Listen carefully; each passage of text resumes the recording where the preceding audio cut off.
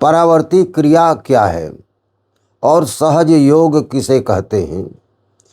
परावर्ती क्रिया का संबंध विज्ञान से है और सहज योग का संबंध अध्यात्म विज्ञान से है।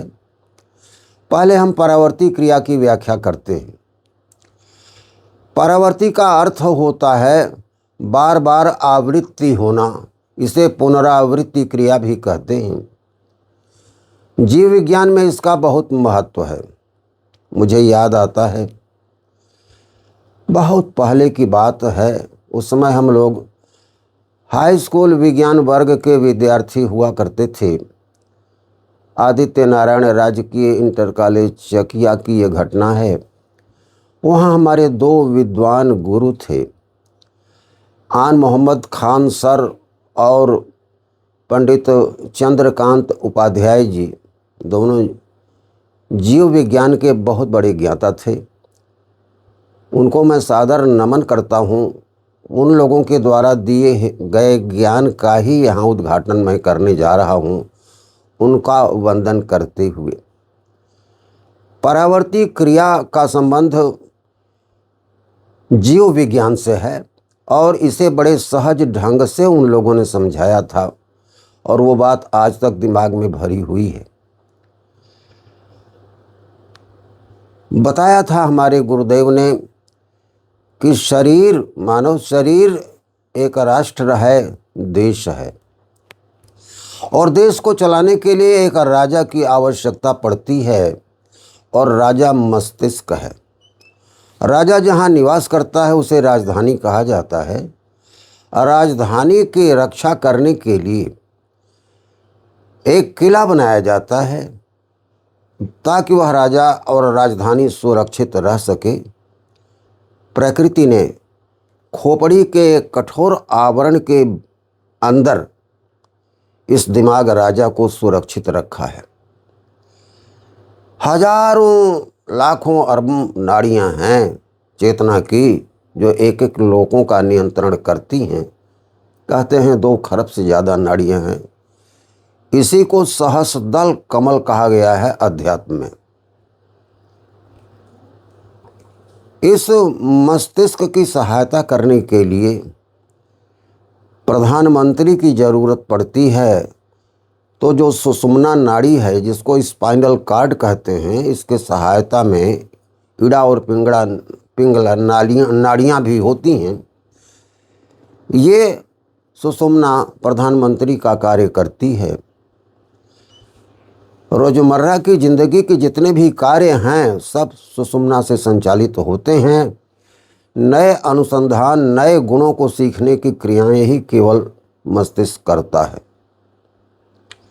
इसे समझने के लिए आप यूँ समझें कि जब कोई बालक जन्म लेता है तो पालने में पड़ा रहता है, रोने हंसने के सिवा कुछ नहीं जानता। थोड़ा बड़ा होता है, घुटनों के बल हाथ के सहारे घुटुरुमन बकैयाँ चलता है। फिर धीरे धीरे खड़ा होना शुरू करता है। खड़ा होना सीखने में उसको बार बार गिरना पड़ता है, फिर चलने में भी गिरना पड़ता है, और जब चलने का वो अभ्यासी हो जाता है तो पूरी दौड़ लगाता है, उछल कूद करता है, सारी क्रियाएं करता है। तो जब इस गुण को वह सीख लेता है, उसके बाद दिमाग को उसकी तरफ ध्यान केंद्रित नहीं करना पड़ता। तभी तक, जब तक कि वह इस नए गुण का अभ्यास कर रहा होता है, तभी तक दिमाग का योग उस पर रहता है, ध्यान उस पर रहता है। जब यह गुण अभ्यस्त हो जाता है तो इसे वह प्रधानमंत्री सुषुम्ना के हवाले कर देता है और वहाँ से ये क्रिया आप से आप होने लगती है। फिर दिमाग को उसकी कोई आवश्यकता नहीं पड़ती। दिमाग अन्य क्षेत्रों में काम करता है।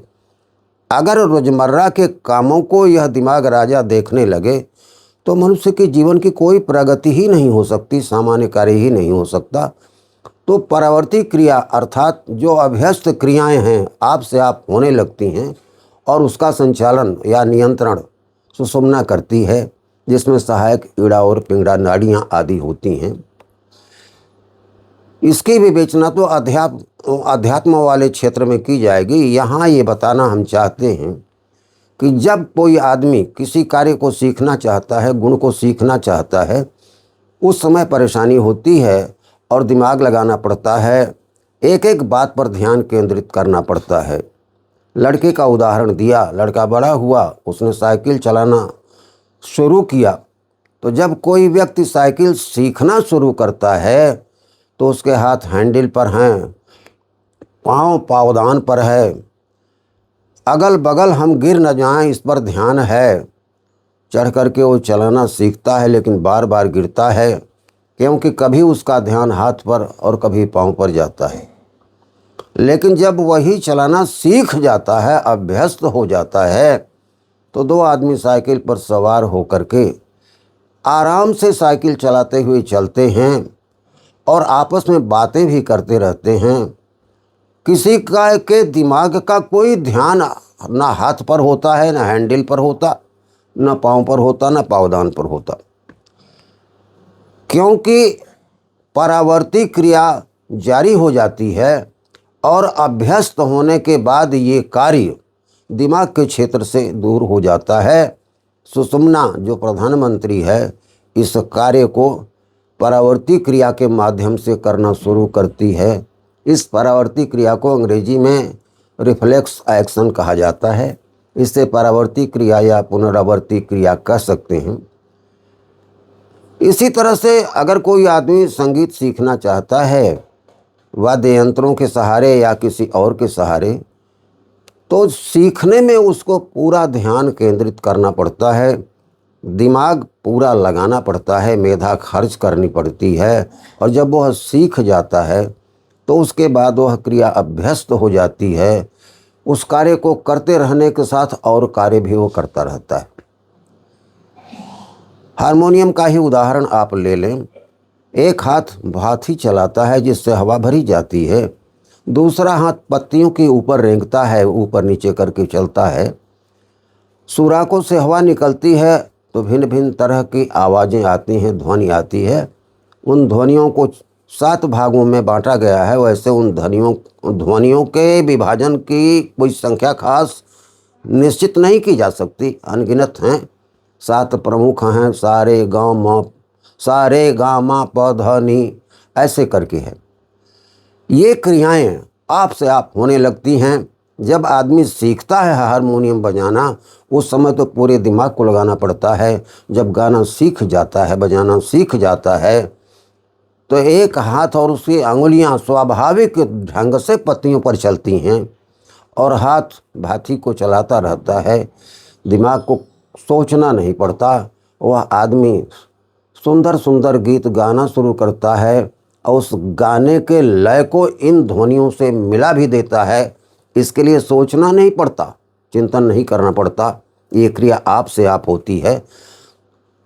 इस आप से आप होने वाली क्रिया जिसका नियंत्रण सुषुम्ना करती है, उसे ही परावर्ती क्रिया कहते हैं।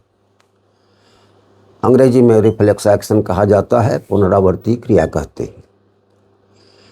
ये तो जीव विज्ञान का क्षेत्र रहा। इसे अध्यात्म विज्ञान में महात्माओं ने बहुत ढंग से समझाने की चेष्टा किया है। इसे योग कहते हैं।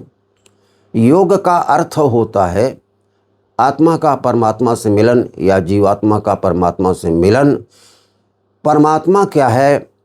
सुकरात ने कहा था परमात्मा या ईश्वर गुणों का समुच्चय है और वह परमात्मा सत स्वरूप है, जिसका कोई नाम रूप तो दिया नहीं जा सकता।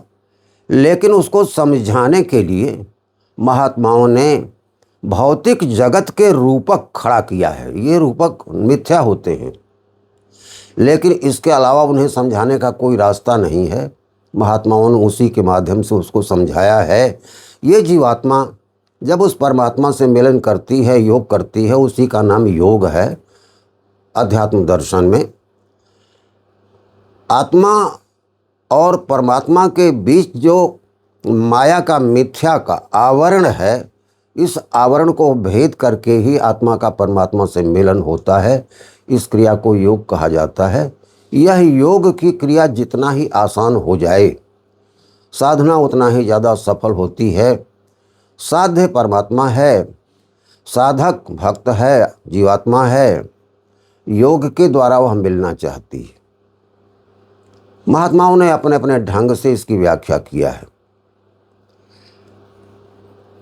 सुषुम्ना नाड़ी जिसकी बात अभी जीव विज्ञान में हुई है, जो नियंत्रण करती है परावर्ती क्रियाओं का प्रधानमंत्री के तौर पर, वो सुषुम्ना नाड़ी मस्तिष्क जिसे सहस्रदल कमल कहा गया, वहाँ से शुरू होकर के स्पाइनल कार्ड जिसको रीढ़ की हड्डी कहते हैं, गुरियादार होती है, उसके बीच से वो नाड़ी चलती है, मूलाधार चक्र तक जाती है। मूलाधार चक्र है, उसके ऊपर सृजन का चक्र है, प्रजनन चक्र है, उसके ऊपर जाते हैं नाभि चक्र है, ये भरण पोषण का चक्र है, उसके ऊपर उठते हैं हृदय चक्र है, संवेदनाओं का भावनाओं का क्षेत्र है, ये चक्र है। ये यहाँ ये बात समझ लिया जाना चाहिए कि बायोलॉजिकल हार्ट में और ये साधना चक्र वाले हार्ट में अंतर है। जहाँ पर हमारा ये बायोलॉजिकल हार्ट है, जीव वैज्ञानिक हृदय है, ये तो पंपिंग मशीन है, खून को पंप करता है। उसी के पीछे रीढ़ के अंदर जो सुषुम्ना जाती है, वहाँ हृदय चक्र है। उसके ऊपर उठने के बाद कंठ चक्र आता है, जो स्वर नियंत्रण करता है। उसके ऊपर हम जाते हैं तो आज्ञा चक्र आता है। आज्ञा चक्र वह स्थान है जहाँ पर माताएं बिंदी लगाती हैं और पुरुष लोग तिलक लगाते हैं। ये सबका नियंत्रण करता है और इसका संबंध आगे सहस्रदल कमल से होता है, जिसे मस्तिष्क कहते हैं। तो मस्तिष्क और स्पाइनल कार्ड, सुषुम्ना नाड़ी जो प्रधानमंत्री है, इसको जोड़ने की क्रिया उसी आज्ञा चक्र से होती है। ये आज्ञा चक्र मस्तिष्क और नीचे के चक्रों का संयोजन करता है, इसलिए इसका महत्व ज़्यादा है। इसकी याद के लिए यहाँ तिलक लगाए जाते हैं, बिंदी लगाई जाती है, अर्थ समझाया गया है इस तरह से। इन्हीं खट चक्रों का भेदन करने के बाद सहस्रदल कमल खिलता है।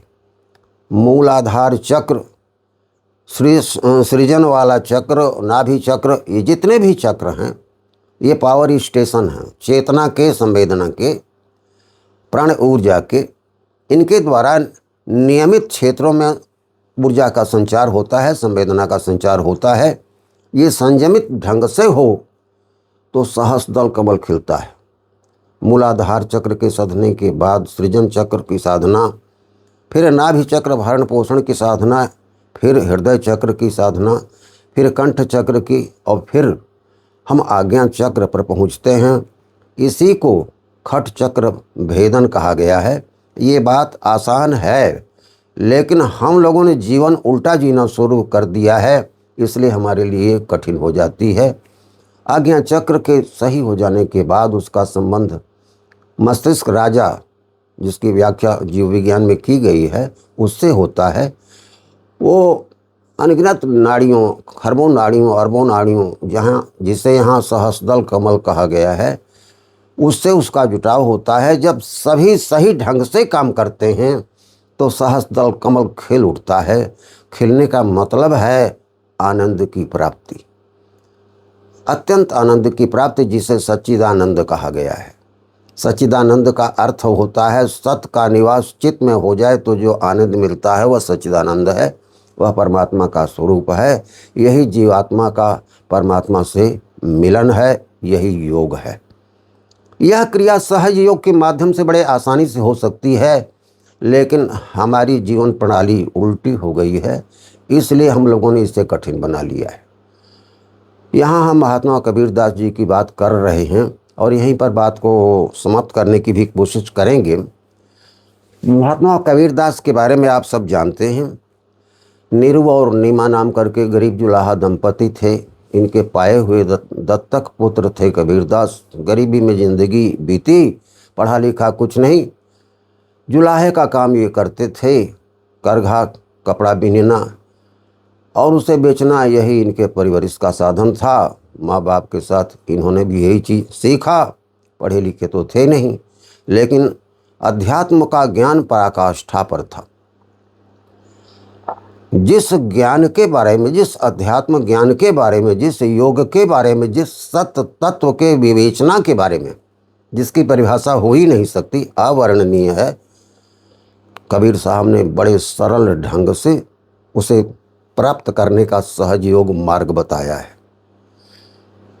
महात्मा रहीम ने उस सत्य तत्व के बारे में कहा है कि रहीमन बात अगम्य है, कहा सुनी की नाही, जो जाना ना कह सके, कहे सो जाना नहीं।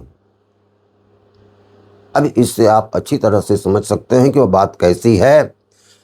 वो वाणी में आने का विषय ही नहीं है, उसकी परिभाषा नहीं हो सकती, लेकिन उसको महात्माओं ने समझाने की स्थूल जगत के रूपकों के द्वारा कोशिश किया है। ये जुलाहत है तो करघा, कपड़ा, ताना बाना आदि के माध्यम से उस बात को उन्होंने समझाया है जिसको सहज योग कहा जाता है। सहज इसलिए कि ये बहुत सरल है, अयोग इसलिए कि जीवात्मा को परमात्मा से जोड़ता है, और जब जोड़ता है तभी उसकी प्राप्ति होती है, तभी सहस्रदल कमल खिलता है, जो जीव विज्ञान के केंद्र में भी है और अध्यात्म विज्ञान के केंद्र में भी है। कबीरदास जी ने एक भजन के माध्यम से इसको समझाया है। वो भजन संभवतः आप सभी को याद होगी, बहुत प्रचलित है। झीनी झीनी बीनी चदरिया, झीनी झीनी बीनी चदरिया, काहे का ताना काहे की भरनी, कही मन तार से बीनी चदरिया, झीनी झीनी बीनी चदरिया। इंगला पिंगला ताना भरनी, सुखमन तार से बीनी चदरिया, झीनी झीनी बीनी चदरिया। सुखमन का मतलब है सुषुम्ना, वही सुषुम्ना जो स्पाइनल कार्ड है, जिसकी चर्चा जीव विज्ञान में की गई है, जो परावर्ती क्रिया का नियंत्रण करती है, प्रधानमंत्री है। पीड़ा पिंगला ये नाड़ियां हैं, इसके सहयोग की हैं, 3 नाड़ियां हैं।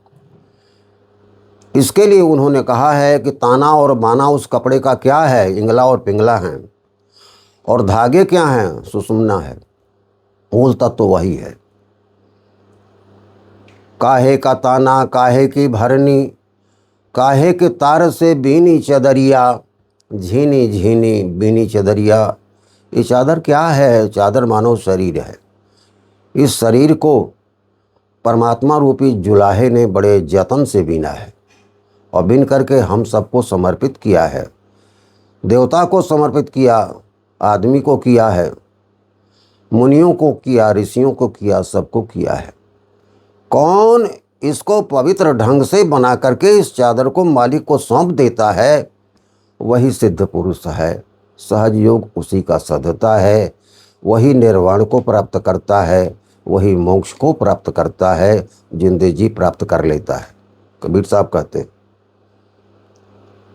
काहे का ताना काहे की भरनी, कही मन तार से बीनी चदरिया, झीनी झीनी बीनी चदरिया।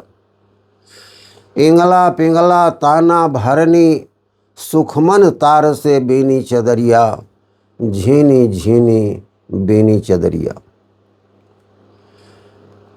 चादर बिनत लगत 10 मासा,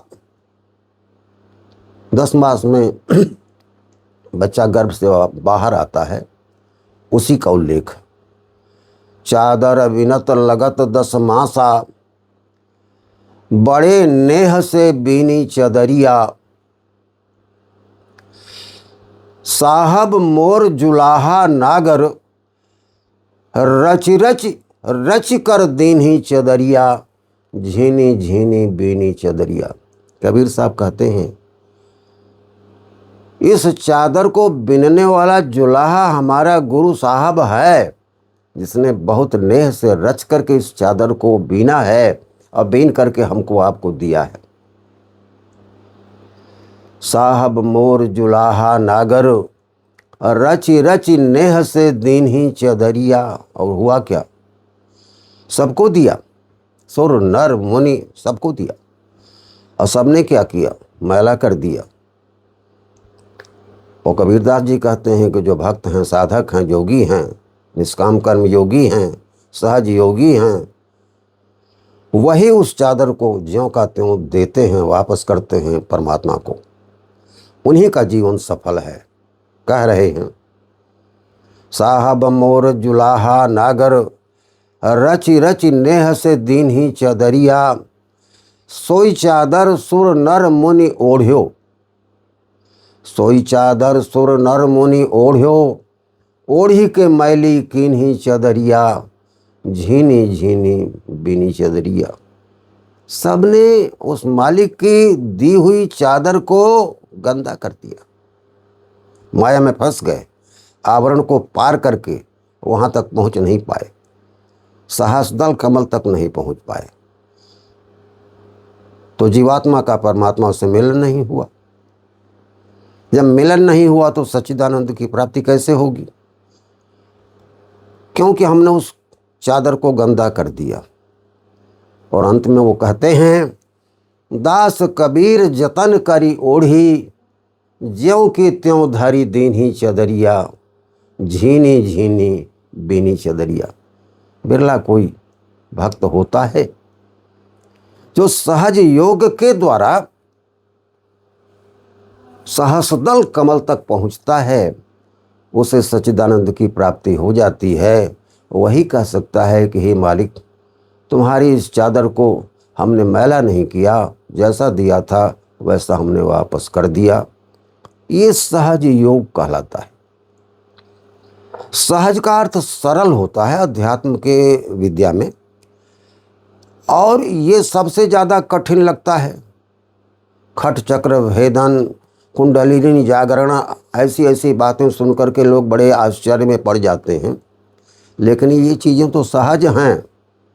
चूँकि हम लोगों ने उल्टी ज़िंदगी जीना शुरू कर दिया है, इसलिए कठिन है। कबीर साहब यही बात कहते हैं, ये सहज योग है। दास कबीर सहज योग से, दास कबीर जतन करी ओढ़ी, ज्यों की त्यों धरी दीन्ही चदरिया, झीनी झीनी बीनी चदरिया। यहाँ हमने व्याख्या विज्ञान के ख्याल से, जीव विज्ञान के ख्याल से और अध्यात्म विज्ञान के ख्याल से किया है। विषय रखा गया था, विषय दुरूह था। परावर्ती क्रिया, जिसे रिफ्लेक्स एक्शन कहते हैं, उसकी जीव विज्ञान के ख्याल से व्याख्या की गई। और सहज योग जो अध्यात्म का विषय था, उसकी व्याख्या यहाँ की गई है। जिन महात्माओं के आशीर्वाद से मैंने ये पाया, उन दोनों महान गुरुओं को, जो संभवतः अब इस धरती पर नहीं हैं, मैं नमन करता हूँ। और महात्मा कबीरदास जी को नमन करता हूँ, जिन्होंने अध्यात्म की गूढ़ बात को बड़े आसान ढंग से, सहज ढंग से, सहज योग बना करके हमारे आपके बीच प्रस्तुत किया है। इन महापुरुषों को मैं नमन करता हूँ। हे महापुरुष, हे युग पुरुष, हे दिव्य पुरुष, हे देवता, हे धर्मपुत्र, हे धरापुत्र, तेरा है एक बार वंदन, अनेक बार वंदन, असंख्य बार वंदन, अनंत बार वंदन, कोटि बार वंदन, अनेक बार वंदन, कोटिक अभिनंदन। जय प्रभु, जय दीनेश्वर, सबके ईश्वर, जय जगत।